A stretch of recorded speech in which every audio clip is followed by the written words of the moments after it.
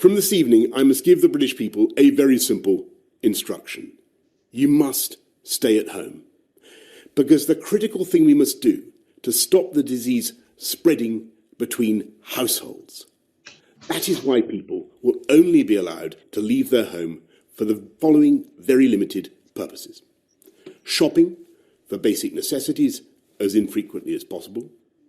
One form of exercise a day, for example, a run, walk or cycle, alone or with members of your household. Any medical need to provide care or to help a vulnerable person, and travelling to and from work, but only where this is absolutely necessary and cannot be done from home. That's all. These are the only reasons you should leave your home. You should not be meeting friends. If your friends ask you to meet, you should say no. You should not be meeting family members who do not live in your home. You should not be going shopping except for essentials like food and medicine. And you should do this as little as you can. And use food delivery services where you can. Martin has just come downstairs. Margaret is already up, dressed and drinking her morning tea. Do you know, today marks our first month in splendid isolation. I wonder what'll take our fancy today. Well, I've got a good book on the go. But first, I'm going to go out and get some essential supplies. What are you going to do with yourself? Don't know. Haven't decided. Well, I hope you're not going to spend all day on that computer again. All I ever see of you is your back. Margaret, this is my window on the world, my Palantir, as in the Lord of the Rings. As we're not allowed out into the actual world, this will have to suffice. I don't know what to do. I don't know what to find to do on it all day, except abuse people on Facebook. Well, I'm going to set up an online quiz league. That'll take ages to put together. And I've decided to write an article for the local paper. Which they haven't said they want anyway. That's not the point. They're going to be starved of news. Nobody will be doing anything. My article on metal detecting will be like manna from heaven. And there's my tank game. Oh, yes, that damn thing. Can't hear the telly at night for exploding ordnance. I really don't see what enjoyment you men get from running around playing at soldiers on a computer screen for hours on end. It's not running around. It's an authentic World War II tank simulation combat scenario. The maps are based on real tank battles, you know. I drive a Tiger, arguably the best German tank of the war. What? You're a German? Well, no, not exactly. Well, that'll chuff your granddad up no end, seeing as he left his right testicle on Sword Beach in 1944, fighting for the cause. He'll be spinning in his grave. No, it doesn't work like that. It's just the tank, you see. The firepower and armour and stuff. Oh, I'm sure it'll do his heart the power of good, wherever he is, to see that his grandson, who he never got to meet, had decided to join the virtual Panzer Corps. You're not listening to a word I'm saying, are you? And you play till all hours. What was it last night? 2 o'clock before you came to bed? Why'd you play so late? Always assuming you are playing your game, of course. And what are you implying by that? Just an observation. Listen, I've got players all over the world. America, Australia, Europe, they're all in different time zones. If I only played in the day, half of them would be fast asleep. I've even got a cardinal in the Vatican. Drives a Sherman. Damn fine tank. Yes, exactly. Oh, that reminds me. I'll have to get some more tissues. We've used 3 boxes this month. I don't know what you do with them. Well, my hay fever's playing up. Well, it's bound to be. In March. Well, just try and limit yourself, will you? Can't be doing you any good. I know. You can jet wash the patio furniture, seeing as how you like guns so much. Margaret, we have 14 chairs and 2 tables on our patio. I'm not sure you've noticed, but the maximum number of people we can throw a barbecue for is 2. Me, And you? Hardly worth getting the coal out the garage. Oh, but they're grotty, all covered in green. And it'll give you something to do. It's a nice sunny day, so it'll be good to be out in the fresh air. You can do that while I go to the supermarket. Is there anything you especially need? Essentials. Not really. Oh, you can get me some Angostura bitters. Angostura bitters. What on earth is that? It's a vital cocktail ingredient. I thought I might take up mixology. Mix what? Cocktail making. I thought I might experiment a bit. Essentials, Martin. Essentials. Toilet roll, hand sanitizer, that sort of thing. If this goes on for very long, Margaret, cocktails will be essential. Oh, I give up. Okay, Angostura bitters. Get on with the jet washing and make a good job of it. Oh, I was rather hoping to make a shit job of it, Margaret. Now you've gone and spoilt my expectation of how crap a job I could actually achieve. You take all the fun out of life. Well, I was just saying. Yes, you're always just saying. If lifespan was measured in words spoken, you'd have died before I met you. Well, you'll die if you get any of that spray on my windows. Oh, heaven forbid me having to pay the bandit in a van a small fortune to clean them. Again. Well, he does a lovely job. You know how he cleans our windows, don't you? He squirts water at them with a pole. A pole! What happened to a bucket of suds and the occasional wipe with a murky cloth? But no, he uses water. It's not just water, Martin. It's special water. It's purified. Purified? They're window panes, love, not the Holy Roman Church. Purified? Ye gods, no wonder he charges £18 a go. Must have it flown in from Jerusalem. Oh, now don't be silly. Get on with your job. I'll have a nice coffee with you when I get back. Which I will no doubt make just prior to dinner, which I will no doubt cook. Oh, I don't mind cooking. I've told you before. I'm No perfectly thanks. happy to. One taste of your mother's cooking was enough to convince me that I needed to be the chef in this relationship. Oh, you are funny, Martin. Yes, I find myself frequently bloody hilarious.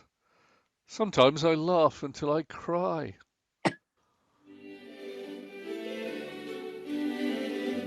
We find Margaret outside a large supermarket, in a huge queue, waiting to get in. Excuse me, is this the end of the queue? Oh, yes. Thanks. Good God, it stretches for miles. I can hardly see the store. I know. Crazy, isn't it? Mad. What has the world come to? Well, I bet when we get there, there'll be nothing left. I know. It was exactly the same yesterday. I only just managed to grab the last 30-litre sack of cat litter. Oh, what's your cat's name? Pardon? Your cat. What's its name? Oh, it's Tibbles. Tibbles. Tibbles. That's the name of my cat.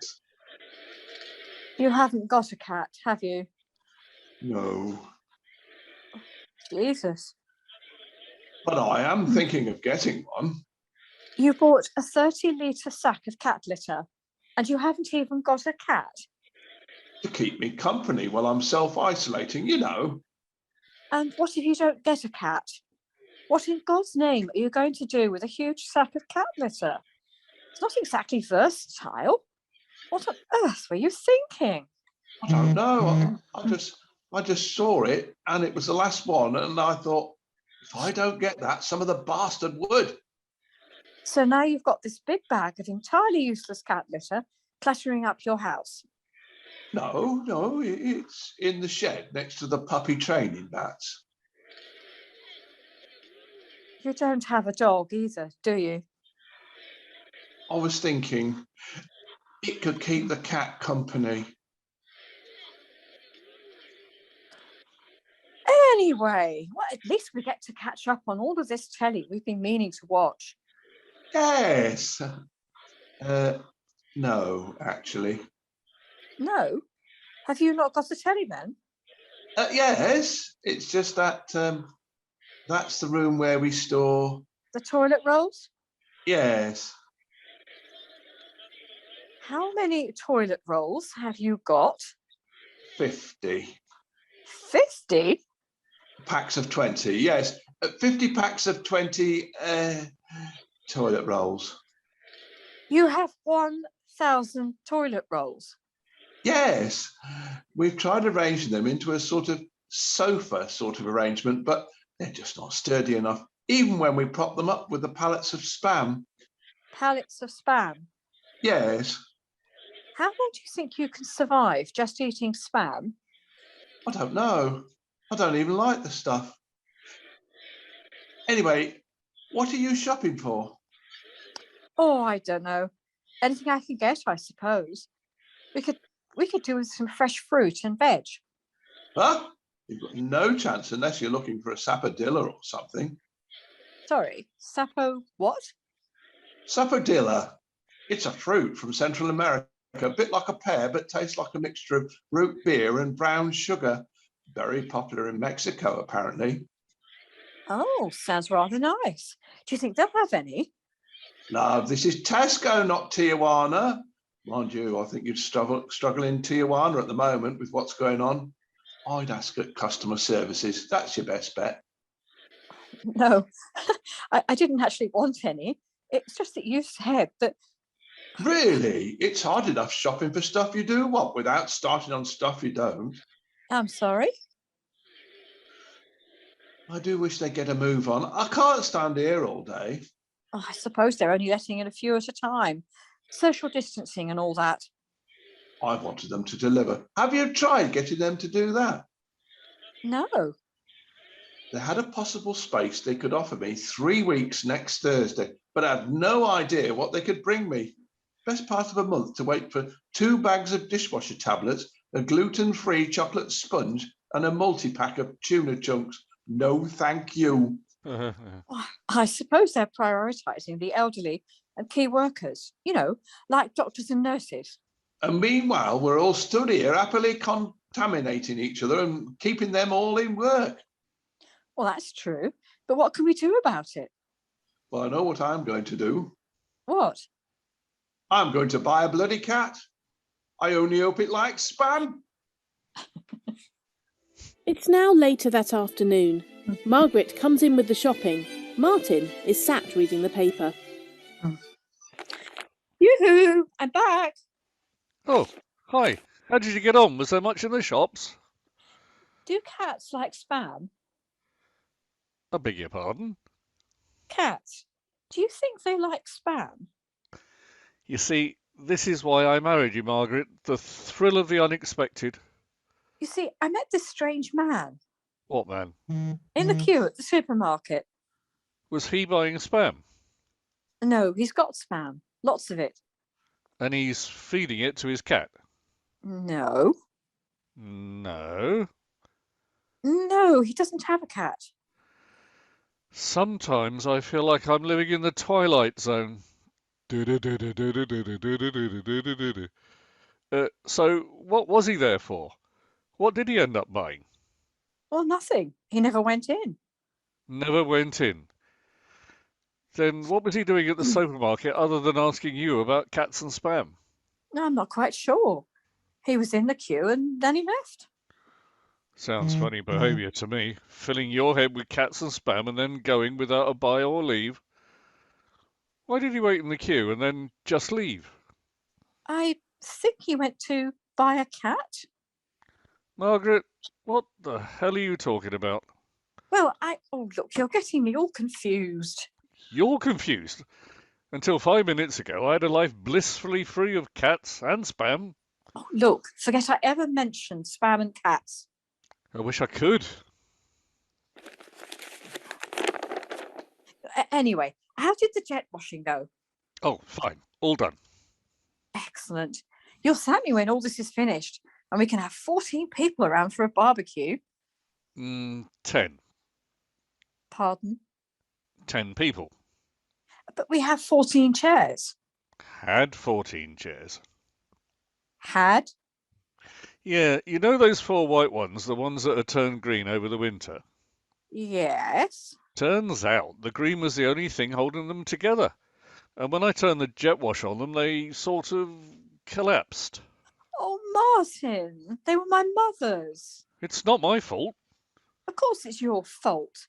Everything's your bloody fault. Cover them up for the winter, I said in October. OK, dear, I will, you said. And you never bloody did. All right, just calm down. Would you like me to make you a coffee? No, I'm having a gin, a sodding big one. And I can manage to cook that up myself. Thank you. Later that evening, after dinner, Margaret is clearing away the dishes. Did you enjoy that? Yes, thank you. Sorry, I just find this whole situation quite stressful. Of course you do. Killer virus on the loose, social distancing everywhere, closed, and at least you've got me at home. That's the stressful bit. What? I'm just not used to you being here all the time. Oh, charming. I'm sorry, but I liked it when you were at work and I ran the house. Now, every time I turn around, you're there. Well, pardon me for existing. Oh, look, it's not you. It's just this damn situation. We can't go anywhere. We can't see anyone. We're like rats in a trap. Rats. Oh, that is nice. Don't hold back, Margaret. Say what you're feeling. Oh, you know what I mean. You must feel it too. Well, I suppose I do, really. Not much we can do about it, though. Listen, I know you're going to say this is stupid, but we need a common interest. In the supermarket today, there was a table for the WI. They're trying to make sure nobody is left behind if they need help. So they're fundraising, sort of jumble stuff. So I bought something. Margaret moves to a carrier bag and takes out a large cardboard box. Something? Here. It's a jigsaw. Yes. You bought a jigsaw. Yes. They had a few of them, donated from somewhere or other. And I thought, they're not new. Oh, a second-hand jigsaw. Martin, stop saying a jigsaw. It's the Houses of Parliament, 1,000 pieces. Yes, they didn't have much choice. And you want you and me to do a jigsaw. Yes, together, you see. Right. Right. So you go and make us both a nice drink, and I'll get the pieces out of the box and put them in some sort of order. Oh, go on, it'll be fun. I'm almost paralyzed with excitement. Whilst Margaret is happily starting on the jigsaw, Martin is busying himself in the kitchen arranging the drinks. Margaret hums brightly to herself as she rifles through the pieces. Here you go. A large G&T for you and an even larger whiskey for me. What on earth are you doing? Look, I've sorted all the pieces into colours. So these are all the brown bits. There's the green over here. Oh, and some little bits of bluey grey. I think that might be the Thames. But that's not how you start a jigsaw. Isn't it? No, of course not. You need the edges and corners, so you can build a frame and then start to fill it in. So who made you the expert on jigsaws all of a sudden? Well, everybody knows that's how you start a jigsaw. Oh. Well, not me. It's everybody hopeless. but me. It's absolutely hopeless. You've obviously got some edgy bits mixed up in all these daft little piles of colour. We're going to have to start all over again. No, Martin, you're going to have to start all over again. I want nothing more to do with it. I'm going into the conservatory to read my book. Oh, look, Margaret.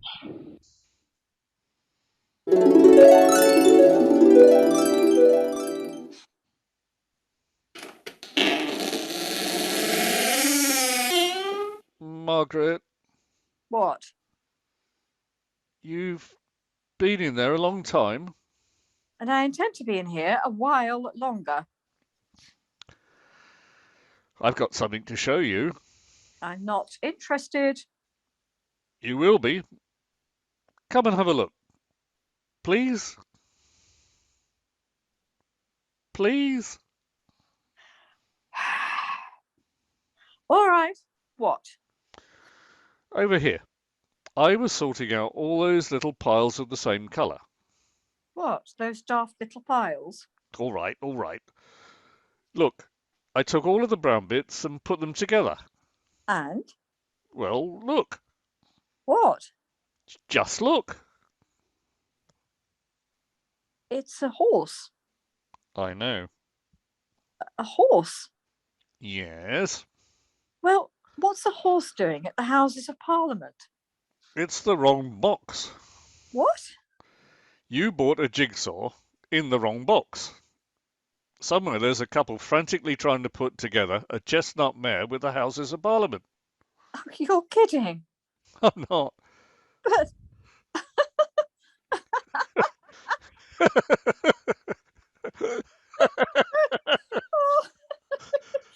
oh, I pay good money to see that. Me too.